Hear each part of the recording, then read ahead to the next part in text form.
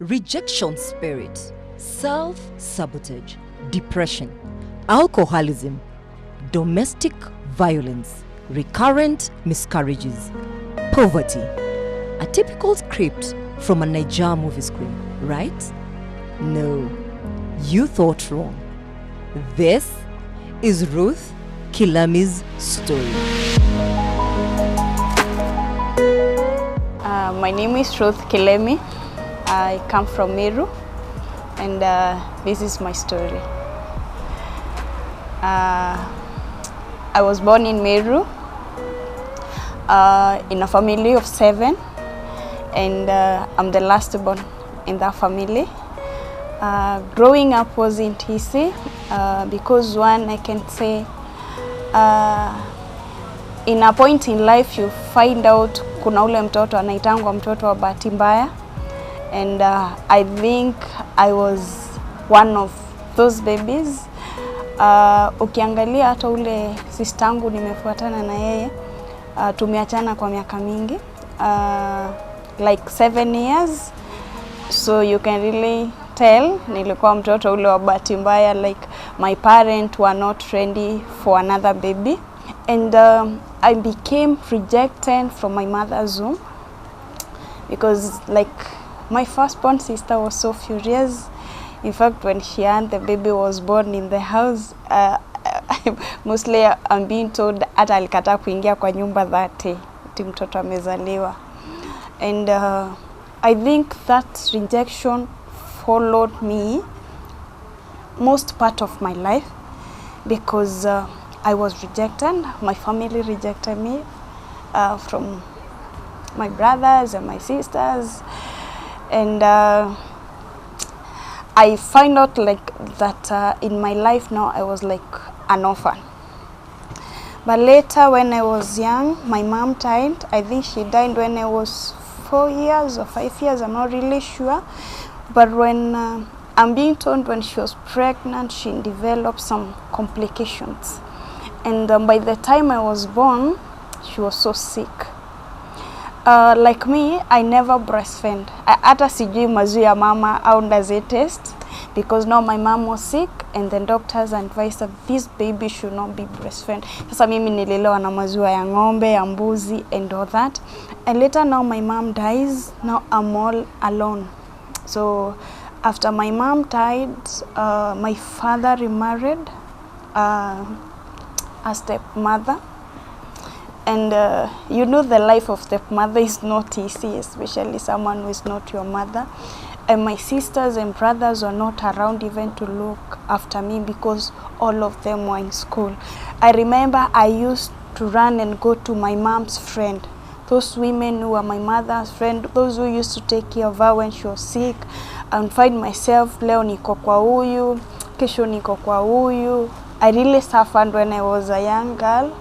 I remember that even I didn't have shoes as a baby.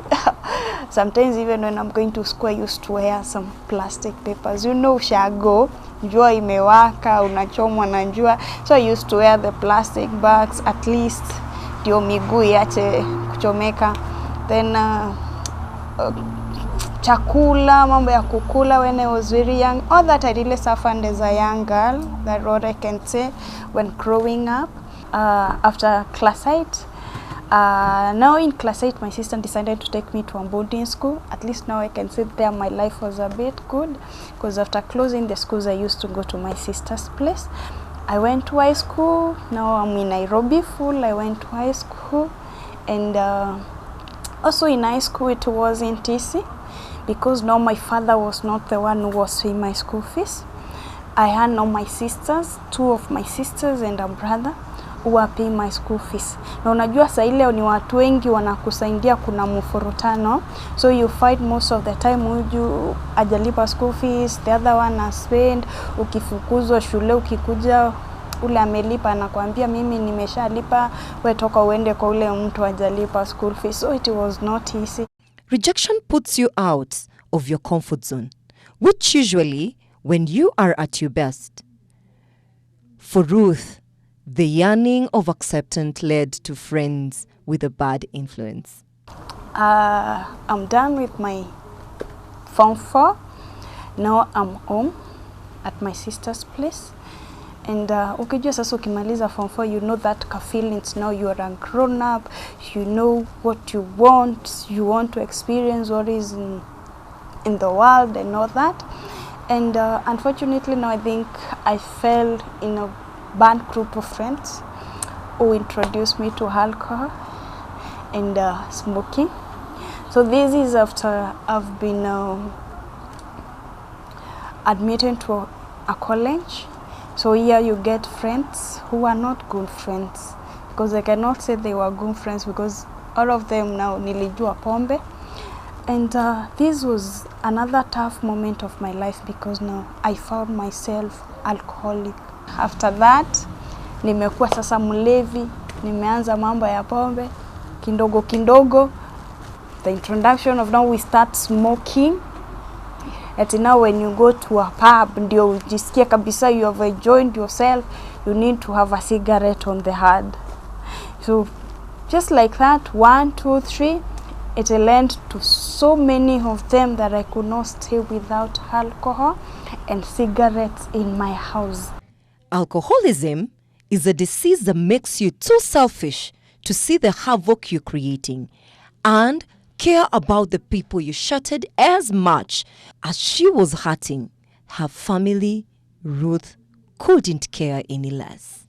During that season of alcohol, I really lost myself because I did things that were not right. I even lost maybe the divine helpers that God has brought on my way because of my behaviors. So it was not easy. Because if it is even through that season that now my family decided kabisa nikae tu na maisha yangu. So I'm in Nairobi and I'm all alone because now if I stay with my sister, nikikaa na huyu kindogo kindogo tumekosana, amenifukuza, nikienda nikikaa na huyu kindogo kindogo tena ninafukuza, mpaka it got to a point that I decided mimi mwenye atanifukuza tena I will not carry anything. I will just walk because no, I'm tired. Even where I go, I lose clothes. Unajua sasa ni kwa wenyewe. Mara hata huko kwenye umewekwa na those friends umekosana tu tena, you keep on moving. And I became so desperate in Nairobi that I didn't have a place to sleep. I didn't have a place to stay. I remember my friend used to shelter me in an hostel.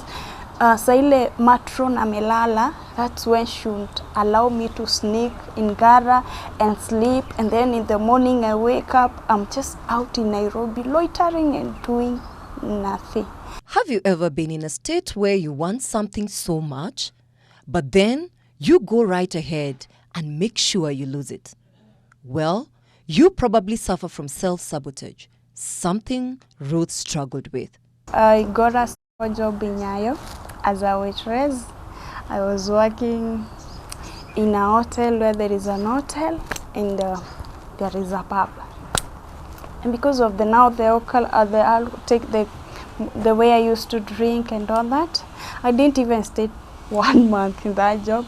My boss fired me because most of the time I found myself drinking and I'm not working, so I got fired. So I'm here back again in my house with no job, with nothing, only depending on my friend to support me and all that. And one day we met with my sister in town. I think she felt pity on me and she asked me if I work. I told her I don't work and all that, and she told me I will introduce you to, I will help you, and I'll help you under one condition, that you're going to promise me hautaniharibia kazi, because no anataka niende mali wanafanya kazi niandiko kwa hiyo company. So I went. She was on event organizing and all that, and I went there and I started working. Let's say I was being paid well from 6,000 to 15,000. It was a good pay, but unfortunately I did not even stay there for long, because that issue of drinking made me even to take my boss's money. go waste his money, drink and all that. And I'm not borrowing. Jua naiba pesa ya mbosi, naenda kukunywa pombe. So I got fired again. My sister was so furious with me. And I lost the job again. Ruth's soulmate was a stranger she recognized. Perhaps love at the first sight does exist after all. Or maybe God did answer the prayers of a drunk woman. As I was working in that company, one day we are planning a wedding, and it happens now this man who comes with the bridal car comes very late. You know, in a wedding, the bridal car is the center of attraction. So this is the car that is supposed to come early because you need to pay a lot of attention to it, decorate it and all that. And it happens now this man comes late. And that Saturday I was drunk. I slept somewhere in Maggie's. There's a pub used to be called Maggie's. And that Saturday I was very drunk, very drunk. And when that man came, nilimsomea. But remind you, as ninamsomea, I think I'd already fallen in love with him. As in, I remember going to church and telling God, I hope this man is not married because I will date him. That is what I said to myself. And I think now that is where now my marriage life began. And to make matters worse, I became pregnant. So this is the man that I've just met. Even I don't know his second name. And now I'm there in a situation that now I'm even pregnant. This man comes and tells me, unaweza tu hamia kwangu. So I decided, okay, sawa, huyu anataka nihamie kwake, anaweza kuwa ukweli ndio bwanangu. But when I moved to his house, my God, he was staying kwa slums, Mukuru kwa jenga, kwa nyumba ya mabati.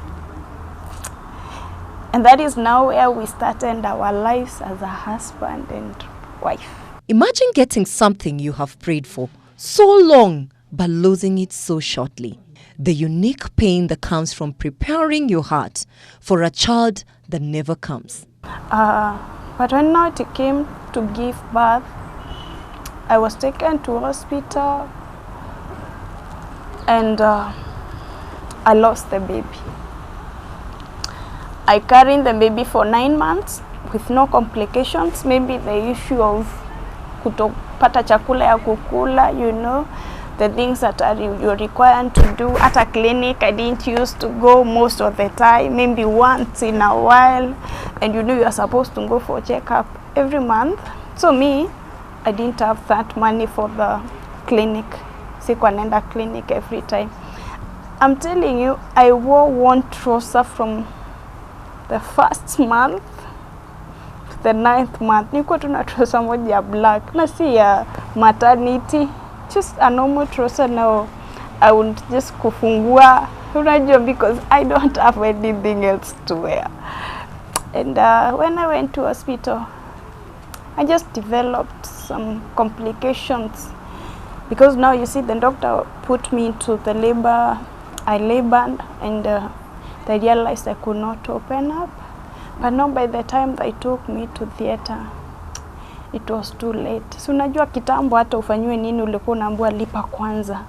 Those are the hospitals we used to. Maybe nowadays it has changed. Unaambiwa pay this money before we start this procedure. And there was no money at all. There was no money. And that time, by the time someone comes through, the same symbols of his came through, and before he came through, the baby was so tired. He was kept into incubator, and 2 days later he died. And I think now that is where now I saw another now life that I did not expect in my life. Truly, God gives his hardest battle to his strongest soldier. Ruth's life never got better as her marriage was very rocky with constant abuse. That is physical abuse. After now the loss of the baby, my husband now changed. He becomes even more rude. He becomes abusive, and even start now drinking than he used to drink. Because when we met, he just used to take pombe tu kidogo. But now here, he changed and started drinking completely. I stayed in my marriage for 8 years. And in that period of 8 years, I can tell you, was the toughest period of my life as a married woman. Because my husband was not providing, he was abusive. In fact, yesterday I was sharing with my sister, one day he chased me out of the house. The bad things that he used to do to me, I was just sharing with her, and she was like, "Hi, na you join me," because he would beat me up. I've lost a baby out of beating one day, and this is I think my second born. He just came home, he's drunk, and out of nowhere tu, kisirani tu, is that kind of a person. Akikuja akiwa mlevi, usipomwongelesha shinda, ukimwongelesha shinda. I conceived again, and now this one I conceived again, and this one in the 12th week, that is 3 months, I start bleeding. So my prayer was, God, please give me a baby. And for sure, I conceived. Now this is my 3rd pregnancy. I conceived, but it was not easy, because even at the 3rd month, I started bleeding completely, that even when I went to hospital, the doctor said there was no baby, there was just a sack showing baby's house, lakini hakuna mtoto kwa ile nyumba. So the doctors gave me 2 weeks. They put me under medication for 2 weeks, and they tell me after 2 weeks, just come back for cleanup. So 2 weeks zikaisha, nikarundi kwa daktari. Before they take you to theater, they have to scan you and all that and see what is happening in uterus, where the clottings are and all that. Surprisingly, there was baby's heartbeat. So the doctors were like, "Hai, huyu mtoto sasa alikuwa wapi? Alikuwa amejificha wapi?" And to me, this is the testimony that I have, and this is what has kept me even pushing and going on, believing that the same God who preserved this baby for me is still able to preserve for me another one. So after they realized there's a heartbeat, I'm put total bed rest and so many medications, and the baby was born. So I have a son, he's called Samuel, and he's turning 7 years by June. Samuel has seen me go through all the griefs of conceiving. Remember, previously I've lost 2 babies, and after Samuel, I've lost 6 babies. So I don't want to count it, and I would not love even to give how, because all of them just bleeding. I'm just sitting, you go for the clinic, you're okay, and the doctor find out there is no heartbeat, the baby just died. And the most acting one is what I went through last year, October. I was expecting twins, 2 boys, and surprisingly at the 19th week, when I go to clinic, the doctor found out that the baby on my left side is dead. That is 19th week. And the other baby is very much alive and very active. And so the doctor decides we have had such cases. So this baby will grow. And as this one grows, this one will shrink. Now you can imagine walking with a dead baby. Unatembea na maiti. Every day you're waking up, you shower. I drive myself to work. I'm on the sales, so every day I'm interacting with people. You know, when you're on sales, you have to keep on smiling. You know, it was not easy until I got to the 27th week, sikufika 28, because now it happens, hule mtoto amekufa, maji yake inaanza kutoka, and the doctors now decide that they have to do an operation so that they can save the other baby. My mind was just to die with the baby. I really wanted to die. I even overdosed so that I can die, but I never died. And now the baby is removed. The two babies are removed. The dead one and the other one is alive. But you see what happened? There's what they call amniotic fluid. So nilikuwa na maji mingi sana. Kwa hivyo mimba yangu ilikuwa kubwa, lakini watoto hawakuwa na grow.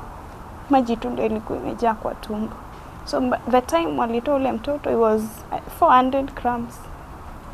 Alikuwa mtoto mdogo sana. Sana. And he died. And I lost this baby at the 7th month.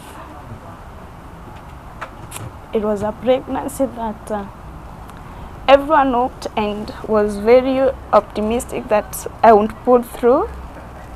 I would have these babies. Because one, they were prophetic babies that just a stranger came to church and prophesied and said, God will bless you with twins. So I lost them again and I left the hospital with no babies. From the story so far, and the jovial mood Ruth has, one would assume that she parted ways with her abusive husband. Well, you're wrong again. Their two are now happily married. After 8 years, the 9th year, now remember I've given my life to Christ with now Timothy Ambo. So I'm in a mission of seeking God. Seeking God because I knew he had a reason why he joined me with this man. So I was in a mission of seeking a God who can heal my marriage, who can bless my marriage, you know. A God who will be there for me. And on the 9th year, my husband gave his life to Christ. He has been with me through thin and thick. I'm telling you, not many men would stand with a woman who is just losing babies. Even if he was not good to me, my husband, that season where he was lost in darkness, he still stood with me. Sijapata mwanamke aniambia kona mtoto wa bwanangu. You know. And you know, when you're in such situation, even the in-laws become something else. But I thank God because he decided to stay with me. He told me, ni wewe tu, wewe na kisirani yako na mambo yako mabaya na nini nini, wewe tu ndio nataka kukaa na wewe. And in 2018, we decided to dedicate our marriage before God. We start again because our foundation was laid in a wrong way. So we started again from zero. Tualike Mungu pale kwa ile ndoa. We invite God there as the third person because marriage is not for two people. God is needed there. And we did our wedding. 2018, we did our wedding. So we decided we forget our miserable 9 years. We just concentrate with the new life that God has given us. For the alcoholics, remember that alcohol is the only solvent that dissolves marriages, families, and careers. Well, they say better things come to those that are patient, and the best thing comes to those that don't give up.